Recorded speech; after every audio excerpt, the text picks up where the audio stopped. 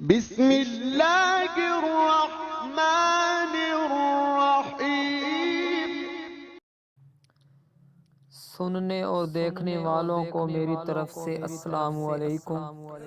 امید کرتا ہوں میرے اس اسلامک چینل کو آپ جلدی سے سبسکرائب کریں گے تاکہ ہر آنے والی نیو اپڈیٹ آپ تک پہنچتی رہے۔ سچی توبہ کرنے والے گنہگار کا واقعہ۔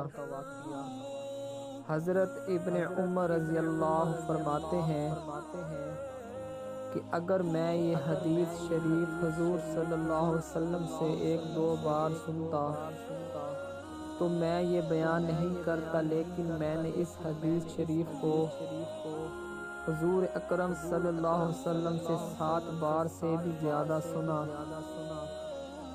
آپ صلی اللہ علیہ وسلم فرماتے ہیں کہ بنی اسرائیل میں کفل نامی ایک شخص تھا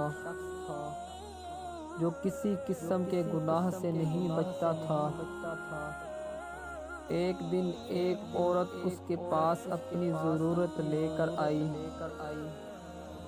تو اس شخص نے اس شرط پر 60 دینار دے دیے کہ اس کے ساتھ بدکاری کرے گا، اور جب یہ شخص بدکاری کے لیے اس عورت پر بیٹھنے لگا، یعنی کہ بدکاری کا ارادہ کیا، تو وہ عورت کانپ اٹھی اور رونے لگی۔ اس شخص سے کہا، تو کیوں رو رہی ہے؟ میں نے تیرے ساتھ زور و زبردستی کا معاملہ تو نہیں کیا؟ عورت نے کہا، ایسا تو کیا نہیں، لیکن میں نے زندگی میں ایسا عمل کبھی بھی نہیں کیا، مگر آج سخت ضرورت نے مجھے اس کام پر مجبور کیا ہے۔ عورت کی بات سن کر کفل پر زبردست اثر ہوا اور یہ کہہ کر عورت کو چھوڑ دیا کہ اب میں اللہ کی نافرمانی زندگی میں کبھی بھی نہیں کروں گا۔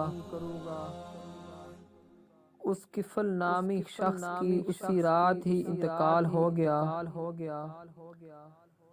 اور صبح ہوتے ہی لوگوں نے دیکھا کہ اس شخص کے دروازے پر لکھا ہوا ہے، بے شک اللہ نے کفل کی مغفرت فرما دی۔